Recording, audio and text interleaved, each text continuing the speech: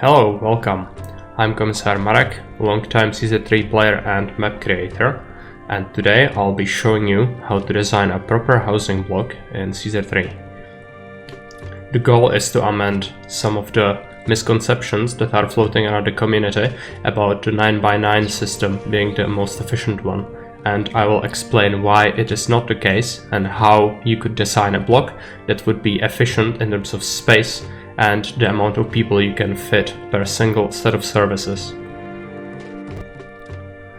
For those of you who do not know what 9x9 block means, this is the design that has been floating around the community, and it emphasizes the efficiency of this fountain over the amount of space you are using for the middle and the amount of housing you can reasonably fit in a block. In this case, you would be adding all your services on the outskirts here when you add food, temples and other things. But you are severely limiting yourself in terms of how many people you can actually fit in here, because the fountain is actually one of your least concerns in terms of labor efficiency. Also, another thing to keep in mind is, look at all this dead space that remains in the middle, which is gonna be used for gardens or statues, but it's not really needed for this population density. On the other hand, this is how your most efficient block layout would actually look like. It uses only 2 fountains, but it manages to squeeze in so much more labor. And another key element to this is that your walkers from a single set of services, like your theater or school or temples, will actually be able to frequent covering every single house with their service without it deteriorating down or the walker turning around. So this is the extent the walkers will be reasonably expected to cover, while having the 9x9 block, which would be something like this, would actually waste your potential in terms of space as well as walker coverage. You can also see that we keep only 2 tiles of space in the middle, and while it might upset your OCD a little bit, it's actually the efficient way of doing things. You don't really need as much desirability as the 9x9 block leaves in the middle, and you can always go with Plaza, which is the cheapest and most efficient way of getting desirability to your blocks. In the middle, you can just easily go with statues or gardens to buff the desirability higher if you go for higher evolutions like Grand Insulae. Now I will show you how to place your service buildings in an efficient manner. First thing to consider is, you will also want to place an extra row of housing on one of the sides of the block. In this case I chose this side, and if you had fertile land over here, you would want this side for your services and the granary and the markets. That is a conscious decision where you place your markets. But first let's start with the engineer and prefect. Since this is a central map, we need both of these services. And let's make a tile of road right there. You'll want a granary and then road coming out of the granary. If you are using Augustus, you can use the road block, cut this off, and this layout will allow you to have the prefect and engineer spawn on the road in the loop, while not having any options to divert from it. While at the same time the granary has access to the road here, so it will have access to the global labor pool if you are using that, and at the same time it will actually be very close to the actual block. Now if you had farms inputting food in this granary, you could actually use markets right here, and the way you want to do this is place your markets as close to the granary as possible. You can see I've done it right here. So the markets are as close as possible in order to make sure the market ladies spend as little time as possible on the actual road to get food and come back, so we can continuously distribute food to the entire block, as well as other goods when we inevitably get those. So you would want to reserve this closest space to the granary for the markets. Usually for this kind of block, it's enough to have 2 or maximum 3 markets, and everything should work very well if you have enough input resources. Another thing to note with a granary like this, you actually don't need to place extra services like prefect and engineer back here, because prefect and engineer actually have a range of 2 tiles from the road, which means it gets covered from the loop itself, so the granary is actually safe. In this case, we would also want to build some temples, so I would usually build them over here, especially if we are using this as our first starting block. We don't have any other people in the city. You want your small temples, so just build them in your regular block, that's fine. Later on you would add a theater and a school to make people be able to evolve to casa once you get them food.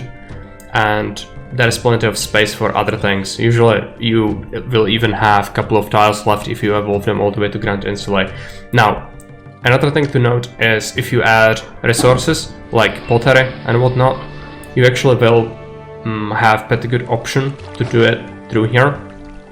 Warehouses in Augustus actually don't need fire or collapsing protection from engineers or prefects, so you can just have it like this. It has road access, it can fetch pottery, 16 units is usually enough for a block to retain enough stocks and not fetch overly too much, and then the markets will also have a very quick way to grab it. So this would be your basic block design. Now, there is something to note about this not being as interesting as making something more intricate, and that's correct if you go for looks more than efficiency. And also in the campaign you actually are not forced to use these sorts of designs too much, because you can actually get away with using even suboptimal designs and get by very well. The point is, Caesar 3 actually has a huge amount of custom maps, so if you truly want to master and beat the game, you should invest your time into grabbing some of these custom maps and pitting yourself against them. And in these maps, space is usually a big issue, so blocks like this suddenly become invaluable assets once you master their placement. It also helps as a new player, so that you can design efficient cities, understand how things work, and then you can actually diverge from the standardized block designs. One last thing, this block actually is quite long, even though it's not as thick. It's actually quite long. So if there is a case in which you would not be having as long of a space of open ground as we have right here, we could actually design another block design that's a little bit wider, but it is efficient as this. And I can actually show you right now. Okay, you can see right now that we could also design a block like this in a sort of T shape that would allow us to squeeze a block in a tight spot where we wouldn't have this and this area open because of some obstructions like cliffs or water, so we can fit the block more wider like this. It retains similar efficiency, especially if we add extra houses on the sides, and it would mean that we can actually fit the same amount of people as here, but we'll fit it in here. Also, fountain coverage is gonna be stellar even with this one, especially once they merge. Now, you might have seen me place my houses differently in my playthroughs of custom maps, so I'm gonna show you what to do in Augustus. If you have the option to have all houses merge, what you want to do with your blocks starting out is place your houses with 2x2 grid in mind, so that they all merge like this. And then once people come in and merge into 2x2s, you will actually add the rest of the houses in. It reduces the amount of immigration you get initially, because people actually only move in one immigrant per plot, so you will get slower start for your city, but it will make sure that you have all your houses into 2x2s, which is incredibly useful. So you place that, and then once people move in, you just fill in the gaps with more houses.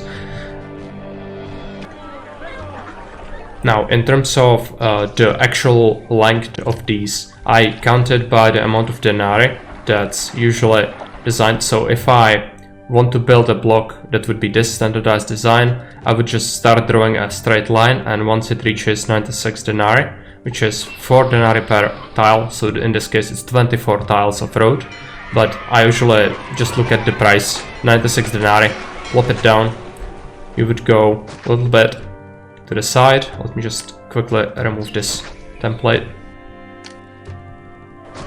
And then we would grab some housing and start fitting it in. And then you can actually connect it, and you have the same road layout as that. So 96. Then you make sure you can fit 3 2x2 houses on these sides, and then you can fill the rest in, make it look like this. Okay, anyways, I hope that this video has been at least a little bit useful to all the people out there who had some misconceptions about block designs and what's the most efficient way to design your cities and blocks. I hope that you will find that useful, and if you have more questions, feel free to comment below or follow the channel for more content, as well as join the Discord or my Twitch. All of these links are going to be provided in the description of the video.